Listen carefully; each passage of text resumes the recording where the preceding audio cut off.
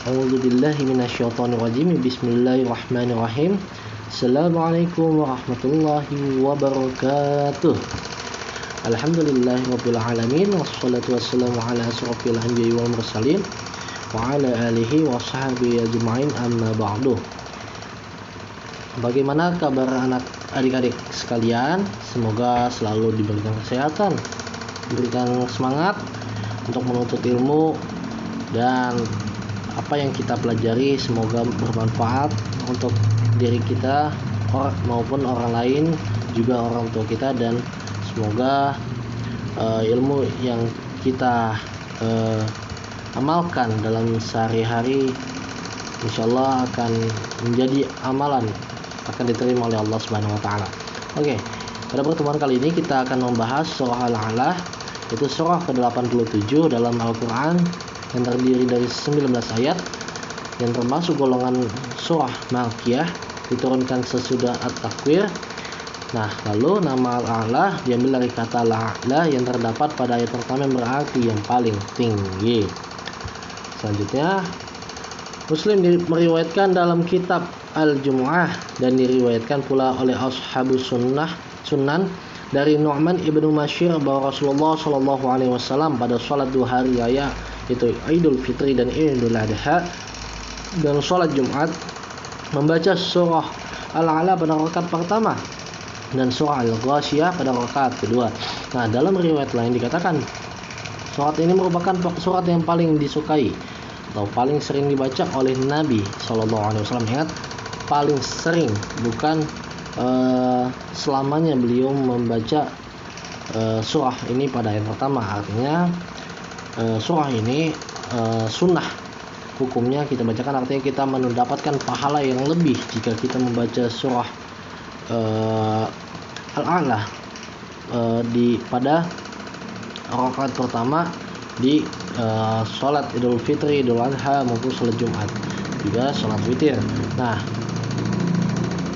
pada sholat-sholat tersebut sesekali beliau membacanya dalam rakaat pertama dan juga sholat maghrib. Nah, artinya bukan hanya di sholat Jumat, sholat Idul Adha, Idul Fitri, witir ya, tapi beliau juga suka memakai surat Al-A'la pada rakaat pertama di sholat maghrib. Nah, asal kata sabbih adalah bentuk perintah dari kata sabaha yang terambil dari kata sabaha yang berarti menjauh. Seorang yang berenang dilukiskan dengan kata tersebut karena pada hakikatnya dengan berenang ia menjauh dari posisinya semula. Bertasbih dalam pengertian agama berarti menjauhkan Allah dari segala sifat kekurangan, kejelekan, bahkan dari segala sifat kesempurnaan yang terbayang dalam benak. Dengan mengucapkan subhanallah, si pengucap mengakui bahwa tidak ada syirat ia atau perbuatan Allah yang kurang sempurna atau tercela.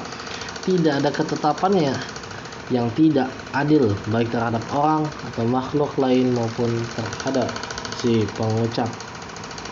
Bertasbih yaitu di ayat pertama ada sabbihisma rabbikal a'la. Sabbih yaitu bertasbih. Nah, asal kata ism atau nama dipahami oleh sementara ulama sebagai sisipan yang berfungsi menguatkan perintah bertasbih, dan dengan demikian ia tidak harus diterjemahkan, cukup dipahami bahwa ia menekankan pentingnya perintah bertasbih. Nah, selanjutnya ini adalah surah Al-A'la yang kita tahu ya di Al-Quran.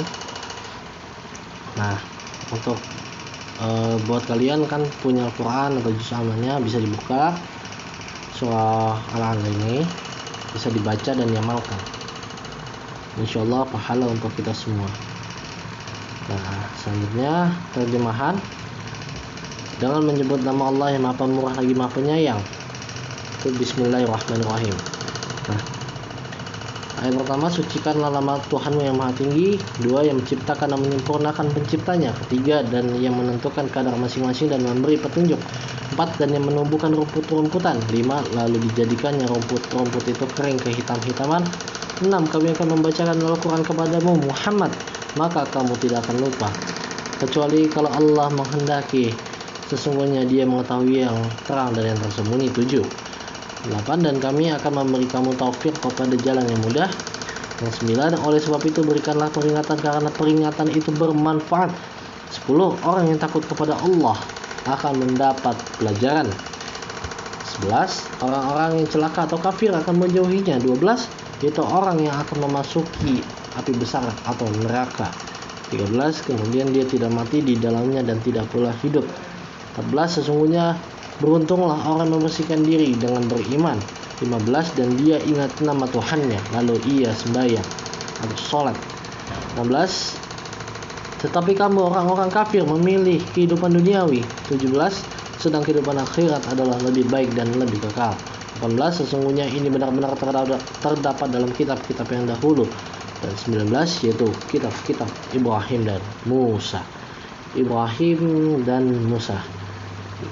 Kita tahu ada ya kitab-kitabnya yang sebenarnya kita cukup mengetahui dan mengimani, namun tidak perlu kita amalkan, karena kitab yang sudah lengkap, yang harus kita amalkan adalah kitab Al-Quran. Itu adalah kitab terakhir yang dibawakan oleh Nabi Muhammad SAW.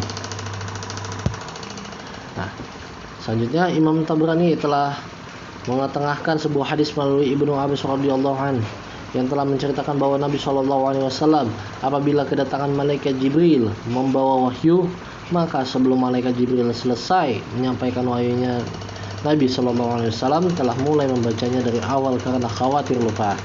Maka Allah menurunkan firman-Nya, dan kami akan membacakan Al-Quran kepadamu Muhammad, maka kamu tidak akan lupa.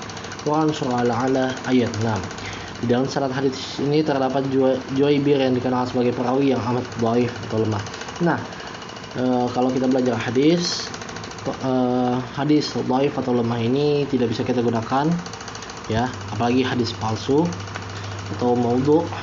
Nah, yang bisa kita gunakan adalah sebagai rujukan dalam kehidupan adalah hadis yang sahih, hadis yang hasan.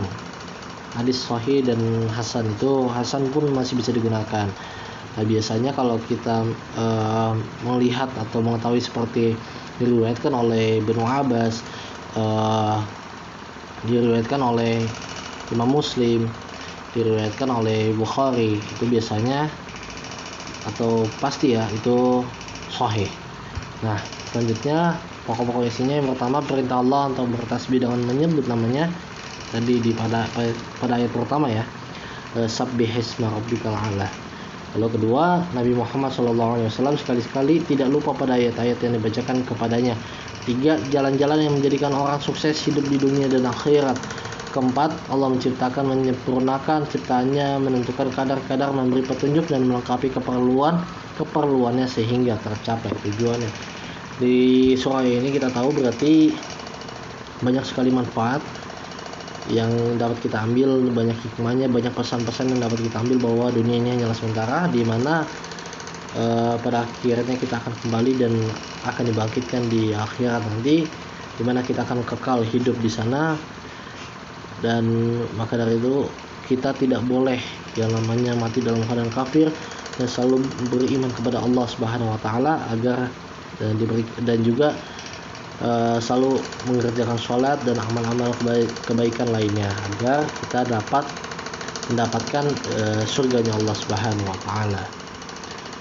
Nah, untuk bagi kalian yang ingin bertanya, silakan boleh di chat melalui WhatsApp ya, bisa ya, boleh sharing-sharing, bisa kita saling berbagi ilmu, berbagi pengalaman, kita berbagi hal yang bermanfaat di sini. Jadi nggak usah berpikir kakak adalah pengajar gitu, jadi kakak lebih pintar. Enggak, sebenarnya kalian itu bisa jauh lebih pintar dari kakak jika kalian ingin berusaha, ingin mencoba, ingin belajar dengan giat. Apalagi ilmu agama ini sangat penting untuk kehidupan kita sehari-hari. Nah, Ini adalah tugas BTQ Quran Surah Al-A'la. Bisa di screenshot dulu atau dicatat ya. Dan nanti jadi kakak hanya mengirimkan materi ini, PowerPoint ini. Jadi harus ditonton, harus dilihat nih, harus kalian bisa pahami, kalian amalkan. Jadi percuma kalau kalian misalkan cuman membaca, ngafalin, tapi tidak paham, tidak mengerti maksudnya, terus tidak mengerti dari ayat tersebut tuh apa ya, tidak, kurang bermanfaat kalau hanya seperti itu. Jadi coba ditingkatkan lah, kalian tidak hanya membaca tapi coba kalian pahami betul dan kalian amalkan dalam kehidupan sehari-hari, dan juga kalian bisa bagikan. Karena seperti hadis Nabi dikatakan bahwa ada tiga amalan yang tidak akan terputus setelah kita meninggal ya, yaitu yang pertama adalah sedekah jariyah, kedua ilmu yang bermanfaat, yang ketiga terakhir adalah doa anak yang soleh. Nah, jadi untuk ilmu yang bermanfaat yang kita sedang pelajari ini, insyaallah suatu waktu kita nge-share materi ini dan kalian mengamalkan, lalu kalian bagikan lagi kepada orang banyak, lalu diamalkan pula dengan orang lain. Nah, ilmu tersebut tidak akan terputus pahalanya walaupun kita nanti sudah di alam kubur nanti, pahalanya akan terus mengalir. Begitupun juga seperti sedekah jariyah dan juga doa anak yang soleh. Nah, doa anak yang soleh ini nanti kita sebagai anak ya, kita masih sebagai anak, kita yang masih punya orang tua, insyaallah kita berikan kepada mereka pahala membantu orang tua kita. Dan kalaupun yang sudah mendahului kita sudah meninggal dunia, kita bantu dengan kita menjadi seorang yang gemar membaca Al-Quran. Dengan demikian kita bisa membantu orang tua kita untuk dihapuskan dosa-dosanya dan dipermudah untuk masuk surga. Nah, jadi jadilah anak yang baik dan semoga ilmu bermanfaat. Lebih dan kurangnya mohon dimaafkan. Wabillahi taufiq wal hidayah. Wassalamualaikum warahmatullahi wabarakatuh.